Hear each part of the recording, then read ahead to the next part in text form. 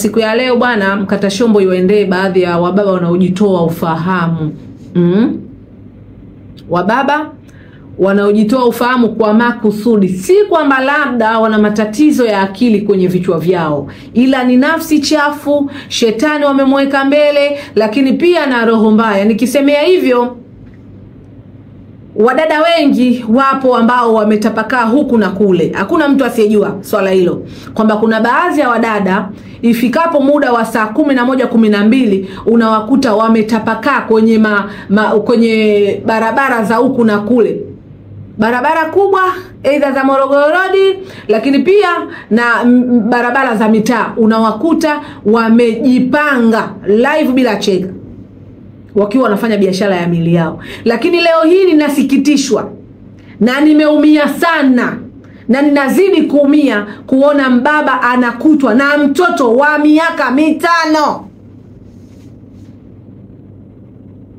Mtoto wa miaka 5, baba anakutwa na mtoto wa miaka 5.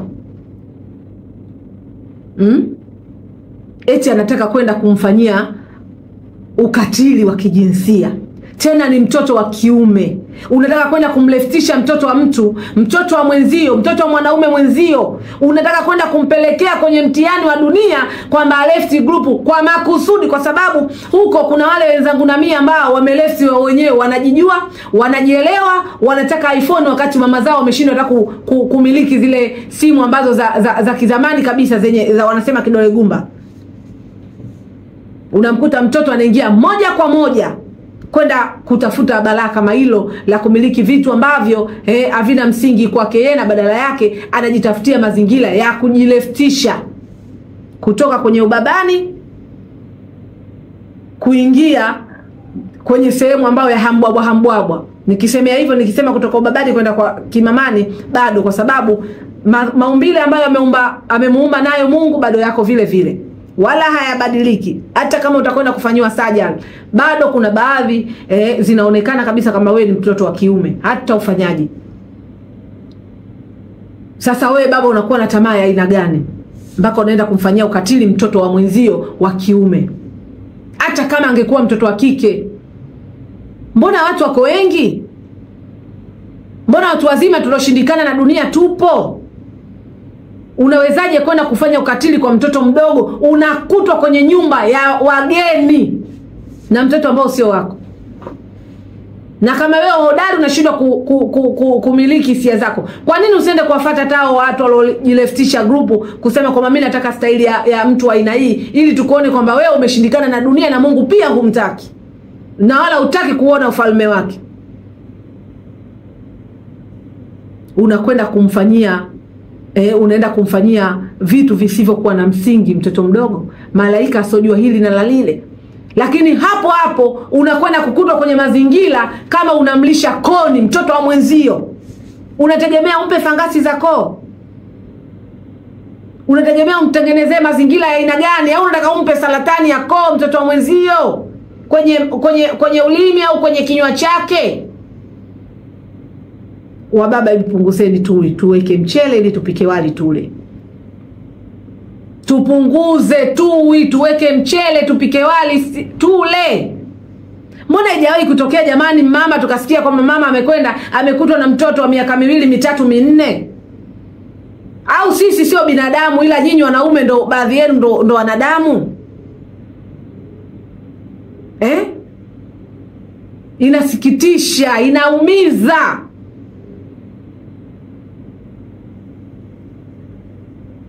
Tuache roho mbaya kufanya vitu ambavyo visivyokuwa na msingi, visivyompendeza Mwenyezi Mungu, lakini pia katika jamii pia havitupendezi watu.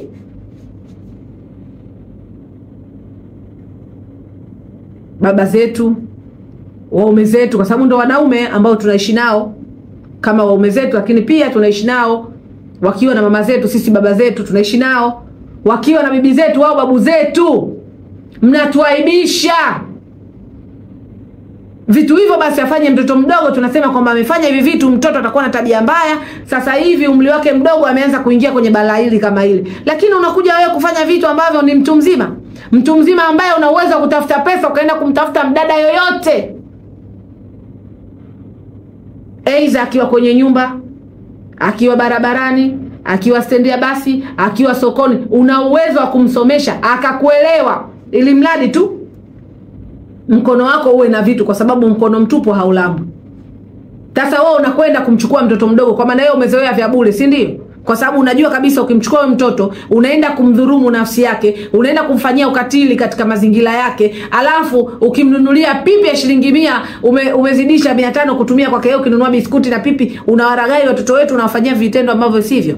Naomba serikali ichukue mkondo wake, isimame imara kwa watu kama hawa, wasiwanyamazie. Tumechoka. Kwa sababu kuna baadhi ya watu tuna uhakika kabisa kwamba huyu mtu amefanya kitendo hichi na hichi na hiki, lakini mwisho wa siku tunauliza eti, ukiuliza kwamba ameshindwa kufungwa kutokana na ushahidi. Ushahidi wa daktari pia haujulikani, hautambuliki kwamba mama kamfanyia makusudi. Daktari anathibitisha kwamba kuna jambo hili na hili na hili, alafu wewe hakimu useme kwamba sheria hapa haiwezi kumfunga kwa sababu kuna ushahidi. Kuna vitu vingine tunaomba jamani, muvisimamie kwa haki lillahi. Muvisimamie pasipo kupata madhara ya mtu. Kama kunaonekana kuna wale wengine ambao wanasingiziwa, na utamkuta mtu ambaye alosingiziwa shahidi anapatikana kwenda kutoa ushahidi kwamba kweli amethubutu, lakini mtu ambaye anayethibitishiwa kwamba tayari alionekana mtoto yule kwenye mgongo ana mbegu ambazo zilizokuwa zimeshaanza kutoka kwenye mazingira ya mbaba, kumfuata yeye mtoto mdogo, anashindwa kufunga eti kwamba namtaka yule mshahidi. Kuna watu wengine tunaogopa kutoa ushahidi, kulogwa, lakini tunaogopa hasama, kwamba mimi kweli msamaria mwema, nimekuja kutoa ushahidi, nimemuona mwenyewe kwa macho yangu, mtashindwaje kunielezea?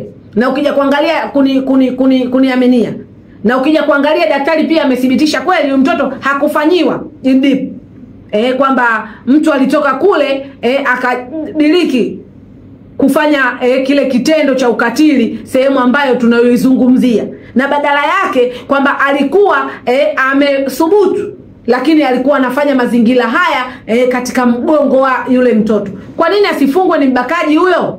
Leo amemfanyia hivyo, kesho atamtafutia vitu vilainishi ili mradi afanyia ukatili. Watoto wetu wadogo wengine wanaonyesha ishara za kulefti magrupu. Tunaomba serikali chonde itusimamie swala kama hili. Akionekana mtu, akithibitishwa mtu kama huyu mtu ambaye baadaye nitakuja kutolea ufafanuzi ni wapi huyu mtu amekutwa na mpaka sasa hivi anashikiliwa katika mazingira gani, basi asimamiwe, kwa sababu hakuonekana na mtu mmoja, ameonekana na watu zaidi ya 11, na mpaka sasa hivi yuko ameshikiliwa katika mikono ya sheria ya jeshi la polisi kwenye kituo fulani fulani yupo. Tunaomba serikali ichukue mkondo wake kuhusiana na kunusuru watoto wetu wa kike na wa kiume ambao wanaofanyiwa ukatili, ambao mapema sana na kuwafanya waharibikiwe akili, waharibikiwe mazingira, mpaka yani maumbile yenyewe pia wanawaharibu watoto wetu. Twende mapumziko, nitarejea hapo kwenye habari za zinazofuata.